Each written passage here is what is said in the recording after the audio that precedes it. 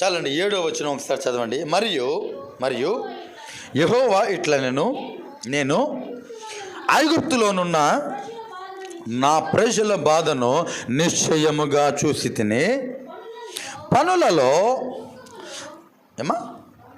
పనులలో తమ్మును కట్టబెట్టు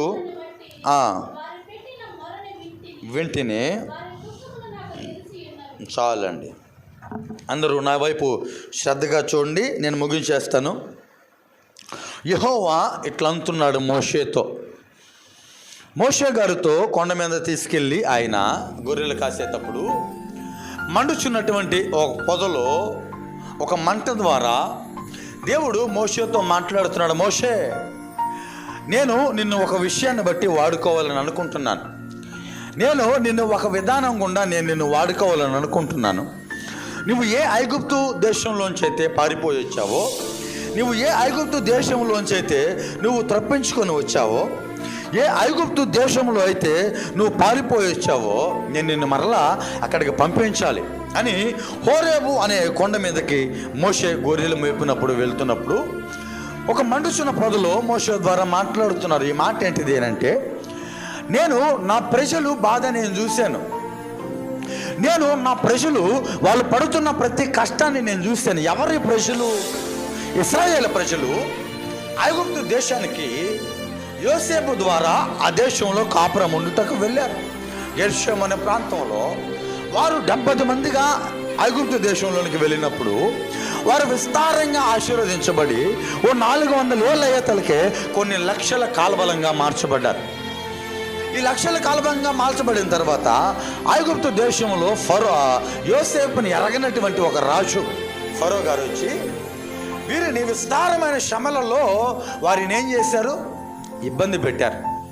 విస్తారమైన కష్టాల గుండా వారిని ఆ కృంగుబాటులోనికి తీసుకొని వెళ్ళారు. ఎలా అంటే, పాత రోజుల్లో జరిగినట్టుగానే మీలో ఎవరికి కొడుకు పుట్టకూడదు, కొడుకు పుడితే వాడిని చంపేయాలి. ఎందుకు తెలుసా? విస్తారంగా మీ వాళ్ళు అభివృద్ధి పడుతున్నాడు, విస్తారంగా మీ వాళ్ళు బాగా విస్తారంగా వృద్ధి చెందుతున్నారు. బహుశా మా మీదకి ఎవరైనా యుద్ధానికి వస్తే మీ వారిలో ఉన్నటువంటి వారు ఎక్కువైనారు కనుక మీరు వారి పక్షాన చేరి మరలా మా మీదకి యుద్ధానికి రాకుండా మీరు ఏం చేయాలంటే, మీలో ఎవరు మగవాళ్ళని కనడానికి వీల్లేదు, మీలో ఎవరు పురుషులను కనడానికి వీల్లేదు, మీలో అందరూ స్థిరలనే కలాలి అని ఈ విధానాల గుండా వారిని మిక్కుటమైన శ్రమ. రెండోది ఏంటిది అని అంటే, ఐగుప్తులో ఇశ్రాయేలు ప్రజలని ఇటుకరాలు కోసే పనిలో మంటి పనిలో పెట్టారంట. అంటే ఇటుకలు కోసే పనిలోనూ మంటి పనిలోనూ విస్తృతమైన కష్టం గుండా వాళ్ళని పంపిస్తున్నప్పుడు ఈ ఇశ్రాయేలు ప్రజలు ఏం చేశారనంటే, యోసేపు ద్వారా దేవుడిని ఎరిగిన వీళ్ళు, యాకోబు ద్వారా దేవుని ఒకడున్నాడు మమ్ములని ఆ కల్దీల దేశం నుంచి అబ్రహాముకు వాగ్దానం ఇస్తూ, ఇస్సాకుకి వాగ్దానం ఇస్తూ, ఇస్సాకు కుమారుడైన యాకోబుకి వాగ్దానం ఇస్తూ, యాకోబు గోత్రకర్తలలో చివరి వాడైన యోసేపు ద్వారా మాకు వాగ్దానం చేసిన దేవుడు ఒకడున్నాడు. ఆయన ఈ సమస్యల్లో నుంచి మమ్మల్ని విడిపిస్తాడు, ఆయన ఈ ఇబ్బందుల్లో నుంచి మమ్మల్ని తప్పిస్తాడు, ఈ ఫరో పెట్టే ఈ కష్టాల్లో నుంచి, ఈ ఫరో పెట్టే ఈ అవమానాల్లో నుంచి, ఈ ఫరో పెట్టే మా భార్యల ఈ గర్భాలని వాడు చంపేస్తున్నాడు. మధ్యలోనే మాకు పుట్టినటువంటి పిల్లలు పురిటిలోనే ఉండగానే వారు విస్తృతంగా వారిని నరికేసి ఈ ప్రాంతం అంతా నిట్టుటేరులు పారిస్తున్నారు. ఈ సమస్యల్లో నుంచి, ఈ ఇబ్బందుల్లో నుంచి మేము తప్పించబడాలి అంటే మాకు ఒక దేవుడు ఉన్నాడు, ఆయన పేరు యెహోవా. ఆయనకి మేము ప్రార్థన చేస్తే, ఆయనకి మేము మొరపెడితే, ఆయన సన్నిధిలో మేము కనిపెడితే, ఆయన సన్నిధిలో మేము మరలా మా కన్నీళ్ళు విడవటం ప్రారంభిస్తే ఆయన మా ప్రార్థన చూస్తాడంట. ఆయన మమ్మల్ని పాలు తేనెలు ప్రవహించే దేశంలోనికి ఆయన నడిపిస్తాడని వీళ్ళు ఇశ్రాయేలు ప్రజలు దేవుని పేరట ఆయన యెహోవాకి ప్రార్థన చేయటం ప్రారంభించిన తరువాత మోషేని ప్రేరేపించి మోషే ద్వారా మాట్లాడుతున్న మాట, నేను నా ప్రజల బాధ చూశాను, నా ప్రజలని, ఇశ్రాయేలు ప్రజలని ఐగుప్తు దేశంలో ఎవరైతే ఫరో అని పిలిపించబడుతున్నాడో వాడు పెడుతున్న ఇబ్బందిని నేను ఎరిగాను, వారి బాధ నేను చూశాను కనుక వారిని ఏం చేస్తాను, నేను విడిపిస్తాను. ఎక్కడి నుంచి? ఐగుప్తు దేశంలో నుంచి నేను వారిని విడిపించి పాలు తేనెలు ప్రవహించు దేశానికి నేను వాళ్ళని తీసుకుని వెళ్తాను. హల్లెలూయా. ఐగుప్తు దేశం అని అనగా ప్రియదేవుని బిడ్డలారా, ఇనుప కొలిమి అని అనేక సందర్భాల్లో మీరు విన్నారు, నేను చెప్పాను. ఇనుప కొలిమి అంటే కొన్ని సందర్భాల్లో శ్రమకి సాదృశ్యంగా ఉంది. ఇనుప కొలిమి అంటే కొన్ని సందర్భాల్లో మనకు మిక్కుటమైన వేదనకి సాదృశ్యంగా ఉంది. ఈ ఇనుప కొలిమిలో ఉన్నప్పుడు ఇశ్రాయేలు ప్రజలని ఇబ్బంది పెట్టింది ఎవరో తెలుసా? అప్పటి వరకు మీరు మా దేశానికి రండి, మీరు మా ప్రాంతంలో నివసించండి, ఈ గోషేమ్ అనే ప్రాంతాన్ని మొత్తాన్ని మీకు స్వాస్థ్యంగా చేసేస్తున్నాం, మీరు ఇక్కడ గొర్రెలు మేపుకోండి, పశువులు కాసుకోండి అని మనకు చెప్పినటువంటి ఈ ఐగుప్తు జనులే మనము అభివృద్ధి పడటం ప్రారంభించిన తర్వాత, దేవుడు వాగ్దానాన్ని నెరవేర్చడం ప్రారంభించిన తర్వాత మన అభివృద్ధిని చూసి వీళ్ళు ఏం చేస్తున్నారంటే, వీళ్ళు లోపల మస్తరపడిపోయి ఇప్పుడు వీరు మన మీద నిందలు మాట్లాడుతున్నారు, వీళ్ళు మనల్ని ఇబ్బంది పెట్టాలని అనేక సందర్భాల్లో ఉరులొడ్డుతున్నారు. మనతో అప్పటి వరకే సహజీవనం చేసినటువంటి వ్యక్తులే. ఈ ఐగుప్తు దేశం అని అనగా ఈ యొక్క ఇనుప కొలిమి అని అంటే కొన్ని సందర్భాల్లో చూడండి, మన చుట్టుపక్కల ఉన్న వారి ద్వారా ఈ ఇనుప కొలిమిలో మనము చిక్కబడిపోతాం. మన చుట్టుపక్కల ఉన్న వారి ద్వారానే ఈ కొలిములోనికి మనమే నిందించబడిపోతాం. మనం అనుకుంటాం అప్పటి వరకు, అబ్బో వీళ్ళు యోసేపు బ్రతికున్నంత వరకు వీళ్ళు ఎంత మన మీద ప్రేమ చూపించారు, యోసేపు బ్రతుకున్నంత వరకు ఇశ్రాయేలు ప్రజలంటే ఒక రాజ కుటుంబీకులుగా వాళ్ళు లెక్కించారే అని వారి మీద మనము ఆధార పెట్టుకున్నంత వరకు బాగుంటారు. కానీ మన దగ్గర నుంచి వారికి జరిగే మేలు ఎప్పుడైతే ఆగిపోతుందో, మన దగ్గర నుంచి వారికి పోయే ఆ ఈవులు ఎప్పుడైతే ఆగిపోతాయో, ఎప్పుడైతే వాళ్ళు మనం ప్రేమించడం ఆపేస్తామో, ఆ రోజు ఏ రీతిగా ఐగుప్తు ప్రజలు ఇశ్రాయేలు ప్రజలని కష్టపెట్టడం ప్రారంభించారో, ఏ రీతిగా అప్పటి వరకు వాళ్ళతో సానుకూలంగా నివసించినటువంటి ఆ జనాంగము ఇశ్రాయేలు ప్రజల మీద వ్యతిరేకంగా మాట్లాడడం మొదలుపెట్టారో, మనతో ఉన్న కొన్ని మనుషులే మన ద్వారా లాభము ఆగిపోయిన తరువాత మనల్ని ఇబ్బంది పెట్టడం ప్రారంభిస్తారు. ఇది వాళ్ళ జీవితంలో ఐగుప్తు ఇనప కొలిమి లాంటిది. అనేక సందర్భాల్లో ఈరోజు చాలామంది వేటి చేత బంధించబడి ఉన్నారండి, వేటి చేత మిక్కుటంగా చెక్కబడిపోయి ఉన్నారు, చాలామంది వీటిలోనే బంధించబడిపోయి ఉన్నారు. అనేక మంది బయటికి రావటానికి వీలు లేనంత లోతుకి దిగబడిపోయి ఉన్నారు. కొన్ని సందర్భాల్లో సాతాను పెట్టే ఈ యొక్క చిక్కులలో, సాతాను పెట్టే ఈ ఇబ్బందుల్లో, ఈ అవమానకర పరిస్థితుల్లో ఇశ్రాయేలు ప్రజలు ఏటి ద్వారా అయితే బాగా లోపలికి కురుంగుబాటు అయిపోన్నారో, వారిలో అనేక మంది బయటికి రాలేనంతగా ఇరకబడిపోయిన తర్వాత అప్పుడు ప్రార్థిస్తున్నారు దేవుడికి, అయ్యా మేము ఇక్కడ శ్రమల్లో నలిగిపోతున్నాం అండి, మేము ఇక్కడ ఇబ్బందుల్లో నాశనం అయిపోతున్నాం, మమ్మల్ని విడిపించువా అని.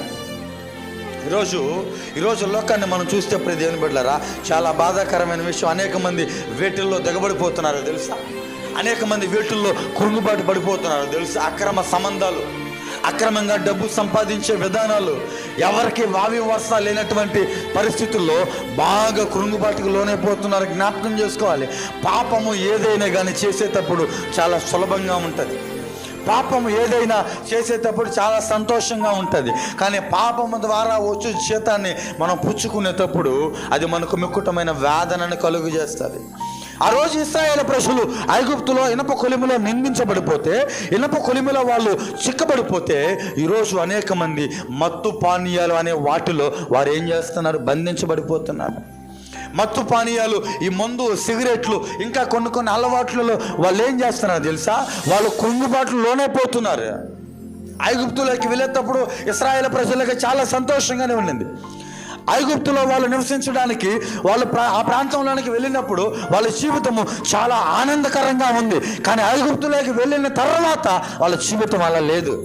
ఈరోజు అనేక మంది, మనలో చాలామంది పాపము చేయడానికి ప్రేరేపించబడుతున్నారు. ఎందుకు తెలుసా, పాపము మొదట చాలా సంతోషంగా ఉంటుంది, పాపము చేయాలనే ఆలోచన మొదట చాలా ఆనందకరంగానే ఉంటుంది. కానీ దాని ద్వారా వచ్చే పర్యవసానాలు చాలా బాధాకరంగా ఉంటాయి, చాలా ఇబ్బందికరంగా మార్చబడతాయి, చాలా అవమానకరంగా మార్చబడతాయి. కానీ నమ్మటి దేవుని బిడ్డలారా, అట్టి బాధలలో నుంచి ఇశ్రాయేలు ప్రజలని దేవుడు విడిపించాడు. ఆమేన్. ఇశ్రాయేలు ప్రజలని దేవుడు తప్పించాడు. ఇశ్రాయేలు ప్రజలని దేవుడు విడిపించి పాలు తేనెలు ప్రవహించు దేశంలోనికి ఆయన నడిపించాడు. ఎవరి ద్వారా? వాళ్ళు పెట్టే ప్రార్థన ద్వారా, వాళ్ళు చేసినటువంటి కన్నీటి ప్రార్థన ద్వారా. దైవజనుడు ఈ గొప్ప మాట మాట్లాడడానికి గల కారణం ఏంటిది తెలుసా? నా దేవుడు విమోచకుడు, నేను ఎరిగి ఉన్నాను అంటే అర్థం ఏంటిది అని అంటే, ఆ రోజు ఇశ్రాయేలుని విడిపించిన దేవుడు నేటికి మనల్ని విడిపించడానికి ఆయన సమర్థుడు. ఆ రోజు ఇశ్రాయేలుని ఐగుప్తు దేశంలోంచి విడిపించిన ఆ దేవుడు, ఆ ఇనుప కొలిమిలో నుంచి ఇశ్రాయేలీల్ని తప్పించినటువంటి ఆ దేవుడు, ఆ భయంకరమైన బందీ కానాల్లో నుంచి వారిని పాలు తేనెలు ప్రవహించు దేశంలోనికి తప్పించిన ఆ దేవుడు ఈ రోగములో నుంచి నన్ను తప్పించడా? ఈ అవమానములో నుంచి నన్ను విడిపించడా? ఈ అవమానకరమైన ఈ వాతావరణాలలో నుంచి నా దేవుడు నన్ను మరలా సమృద్ధిలోనికి తీసుకొని వెళ్ళడా అని దైవజనుడు మాట్లాడుతున్న మాట. ఆయన ఎరిగాడు ఏంటిది అంటే, ఇశ్రాయేలు ప్రజలని ఐగుప్తులోంచి విడిపించిన దేవుడు ఈరోజు మనల్ని ఆయన విడిపిస్తాడు, ఆయన మనల్ని తప్పిస్తాడు. ఈరోజు మనుషులు కొన్ని విధానాల్లో చిక్కబడిపోతున్నారు, కొన్ని విధానాల్లో వారు లోబడిపోతున్నారు. అది కొన్ని విషయాల్లో ఆర్థిక విషయాలు కావచ్చు, మరికొన్ని విషయాల్లో పాపము ద్వారా లోబడిపోయే విషయాలు కావచ్చు. కానీ ఆ రోజు ఇశ్రాయేలు ప్రజలను విడిపించిన దేవుడు, ఆ రోజు యోబు గారిని మరలా సమృద్ధిలోనికి నడిపించిన దేవుడు, ఆయన మరలా సజీవుడై ఉన్నాడు కనుక ఆయన మరలా మనల్ని విడిపించడానికి ఆయన మనకు సమీపంగా ఉన్నాడు. హల్లెలూయా. ఆయన మనల్ని విడిపించడానికి ఆయన సమర్థుడు. నేను ఎరిగి ఉన్నాను నా దేవుడు విమోచకుడు.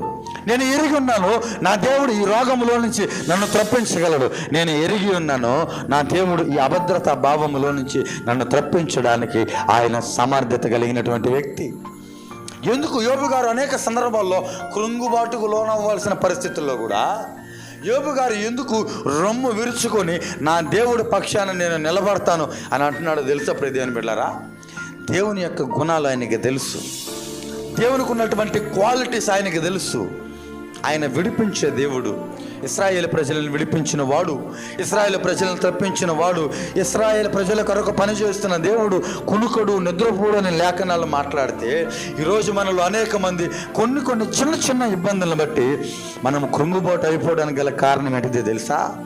ఆయన విడిపించే దేవుడని మనం గుర్తించలేకపోవడానికే, ఆయన మనల్ని తప్పించే దేవుడని మనం ఆయన్ని గమనించకపోవడానికి గల ఆయన మనల్ని ప్రతి సమస్యలో నుంచి తప్పించగలడు అనే ఒక ఆ విధానాన్ని మనం గుర్తుపెట్టుకోకపోవడం ద్వారా మనకు వచ్చిన చిన్న ఇబ్బందుల్లో కూడా మనం ఏం చేస్తున్నాం? కృంగిపోతున్నాం. బహుశా కృంగిపోతున్నారేమో మీకున్నటువంటి పరిస్థితిని బట్టి, మీ కుటుంబంలో ఉన్నటువంటి ఆ విధానాన్ని బట్టి, ఒకవేళ మీ బిడ్డల జీవితాలను బట్టి, మీ బిడ్డల భవిష్యత్తులను బట్టో, మీ మీద అనేక మంది మాట్లాడుతున్న మాటలను బట్టో కృంగుబాటు పడుతున్నారేమో, మీరు అవమానకరంగా తీసుకుంటున్నారేమో. ఎందుకండి ఈ భక్తి? ఇన్నేళ్ళ నుంచి భక్తి చేశాను, నాకు ఏం ఉపయోగం? ఇన్ని సంవత్సరాల నుంచి దేవుడిని నమ్ముకున్నాను, నాకు దేవుడు ఏం చేశాడు అని అడుగుతున్నారేమో. యోబు భక్తుడు ద్వారా మనతో మాట్లాడుతున్నాడు. ఆయన విమోచకుడు, ఆయన విడిపించే దేవుడు. ఆయన ప్రతి శారీరక సమస్యలలో నుంచి ఆయన విడిపిస్తాడు. ప్రతి సువార్తలు మీరు జ్ఞాపకం చేసుకోండి, వచ్చిన ప్రతి భక్తుడిని ఆయన విడిపించకుండా ఆయన ఎవరిని పంపించలేదు. ఆయన స్వస్థత దయచేయకుండా ఏ ఒక్కడిని ఆయన మరలా ఖాళీ చేతులతో ఆయన వెనుకకు పంపించిన వాడు కాదు. ఆయనకున్నటువంటి మంచి లక్షణము, ఆయన విడిపించే దేవుడు, ఆయన విమోచకుడు. సర్వలోక పాప పరిహారార్థము సర్వలోకాన్ని ఈ లోక సంబంధమైన భూక్రియలలో నుంచి విడిపించి పరలోకానికి చేర్చాలని ఆయన వచ్చాడు. ఇశ్రాయేలు ప్రజలని తప్పించిన దేవుడు, ఇశ్రాయేలు ప్రజలని విడిపించిన దేవుడు, ఇశ్రాయేలీలను పాలు తేనెలు ప్రవహించు దేశంలోనికి నడిపించిన దేవుడు. ఆయన మన సమస్యలలో నుంచి కూడా విడిపించడానికి ఆయన మనకు సమీపంగా ఉన్నాడు. హల్లెలూయా. ఆయన మనకు సమీపంగా ఉన్నాడు. ఏ విషయాన్ని బట్టి, ఏ విధానాన్ని బట్టి మీరు ఇలా బాధపడుతున్నారేమో, ఇక అయిపోయింది నా భక్తి జీవితం, నా అనుకున్న వారే నన్ను తృణీకరిస్తున్నారని అంటున్నారేమో. మీరు మనుషుల్ని కాదు చూడాల్సింది, స్నేహితులు అన్న వారు ఎప్పుడు, మీ ప్రాణమిత్రులు అన్న వారు ఎప్పుడు మిమ్మల్ని క్రిందకి అనగదొరకాలనే చూస్తారు. కానీ మనం ఆరాధించే దేవుడు మనల్ని విమోచించాలని చూస్తాడు. మనం ఆరాధించే యేసయ్య మనల్ని విడిపించాలని చూస్తాడు. అనేక మందిని జ్ఞాపకం చేసుకోండి, ఆయన ఏ ఒక్కరిని విడిపించకుండా చేయి విడిచిన వాడు కాదు. ఆయన హస్తము పట్టుకున్న ప్రతి ఒక్కరిని ఆయన విడిపించాడు. ఆయన చేతిని పట్టుకున్న ఏ ఒక్కరిని ఆయన త్రోసివేసిన దేవుడు కాదు. ఎవరైతే ఆయన పట్టుకున్నారో, అది బంధువు కావచ్చు, స్నేహితులు కావచ్చు, అన్యులు కావచ్చు, విగ్రహారాధకులు కావచ్చు, వ్యభిచారులు కావచ్చు, ఈ లోక సంబంధమైన ఆచారాలు ఆచరించేవారు కావచ్చు,